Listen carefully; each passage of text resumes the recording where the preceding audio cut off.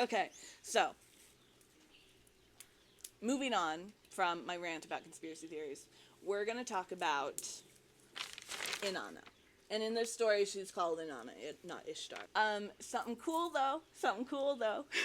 If your name is Esther, you're named after Inanna. Because Esther in the Bible, that was a fake name a woman named Hadassah took on. She took on the name Esther so that she could blend in with the culture that she was a part of. Esther is the anglicized version of Ishtar. So if your name is Esther, you're named after Inanna. You lucky bastard. That's so cool. I'm so jealous. Okay, so once upon a time, the goddess Inanna went to visit her sister. Now, the goddess Erishkigal ruled the underworld, and her husband had just died, and Inanna was going for the funeral. Now, Erishkigal. Erishkigal is super cool. She's super badass. She's the goddess of the underworld, and this is her vibe.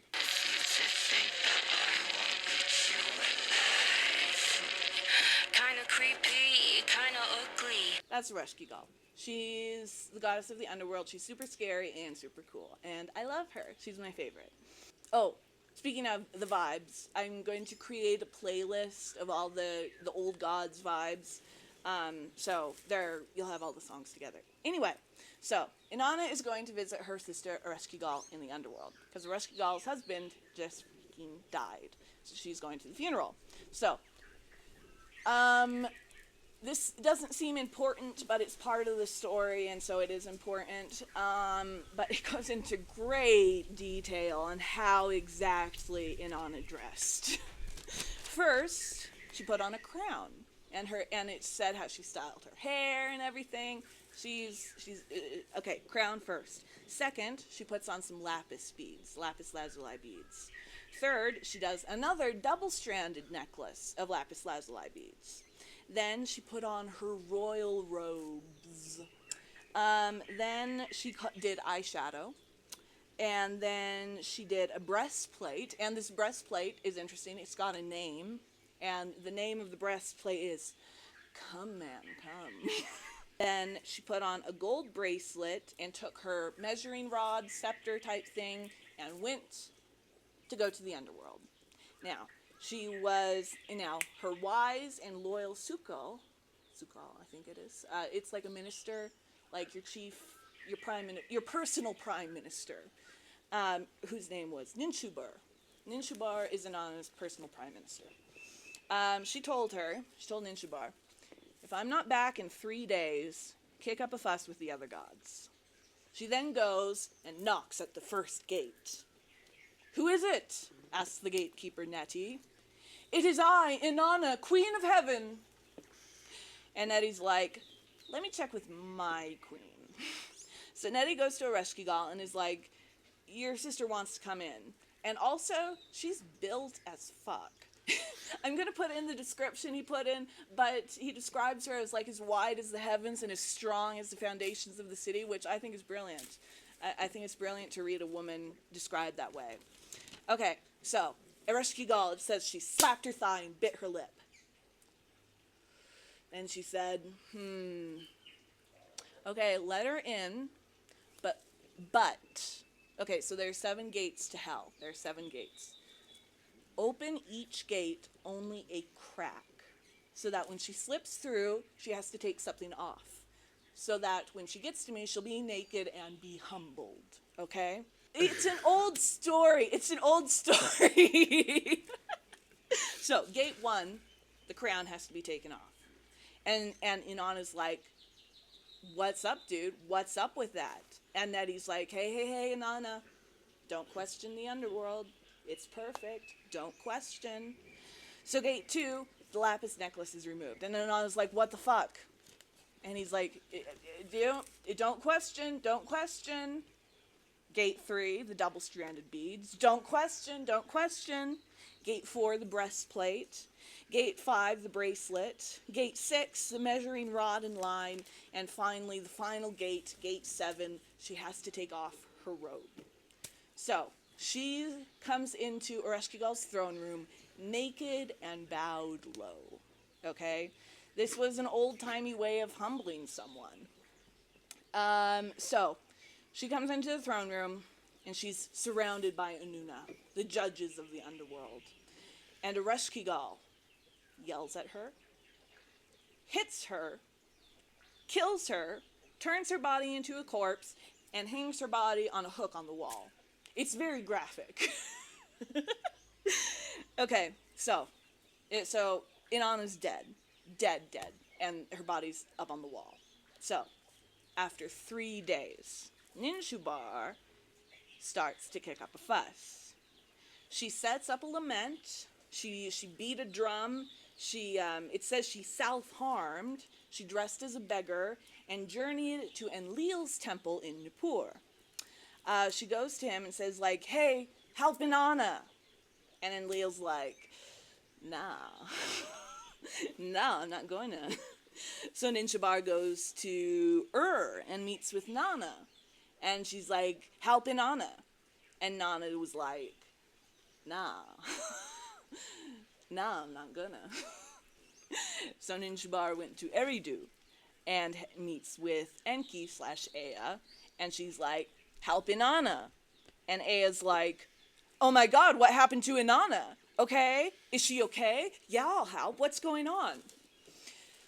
So, this is another... Okay, I love really, really, really old stories because they have really weird details. Listen to this. So, to help Inanna, Enki digs under his fingernails for some dirt. And then he shapes that dirt into a creation called a Kugara. And something very cool is that it specifies that a Kugara is non-binary. And then he digs under the nails of his other hand and gets more dirt.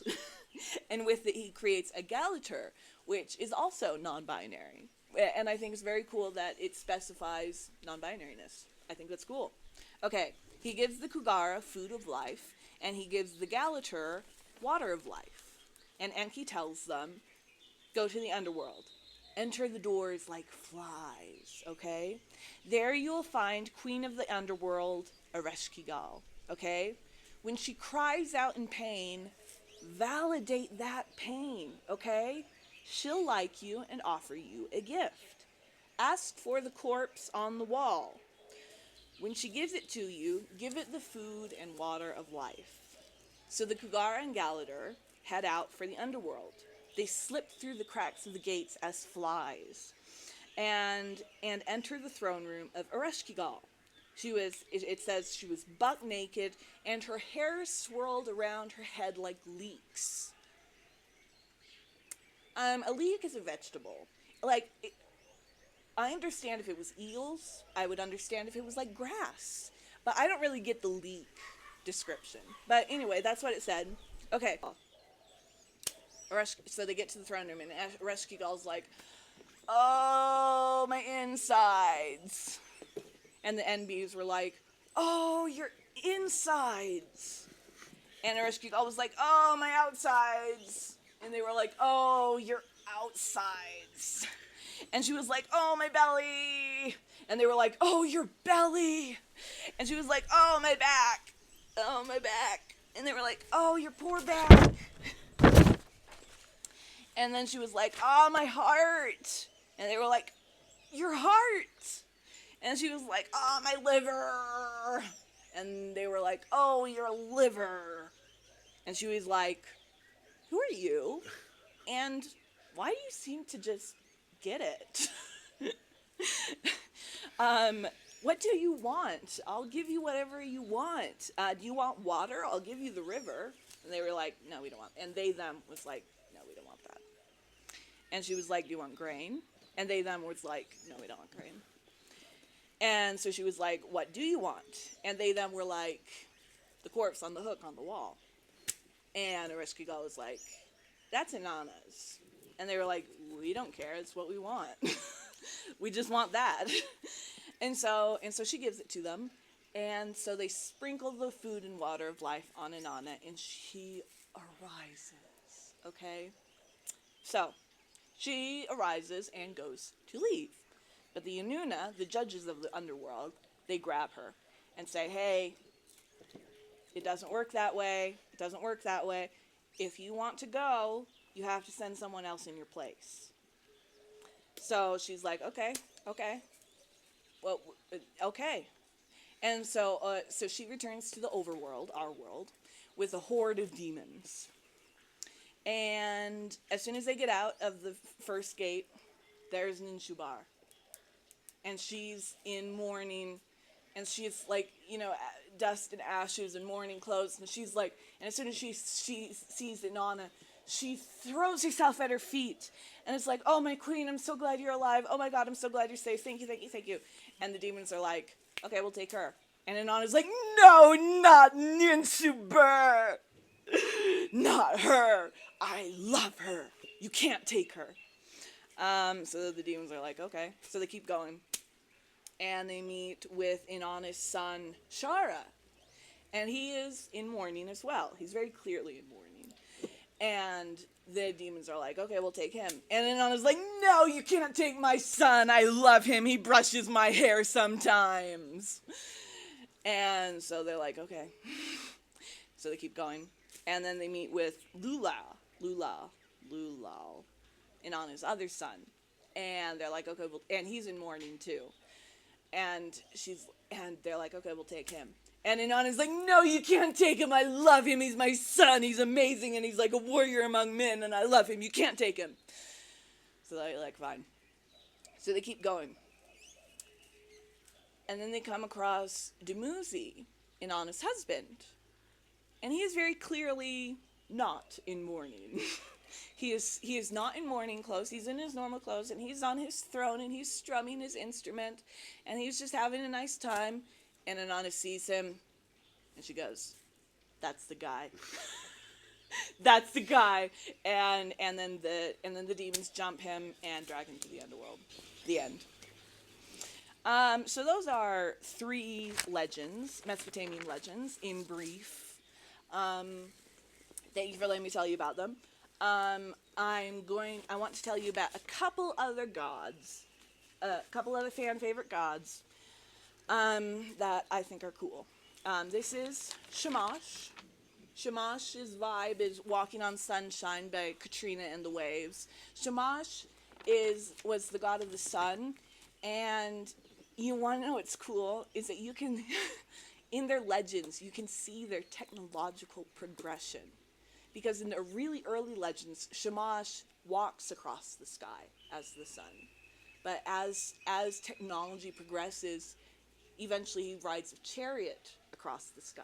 I think that is very cool. He was also the god of justice, because he saw everything, and he was very fair. This is Manzat. Manzat, her vibe is Born This Way by Lady Gaga. Manzat, we don't have any real legends about her that survived to today. We just know who she was and that she was well respected and a big deal. She was the goddess of the rainbow, and she decides who is gay and who is not. And then we've got another god of a city.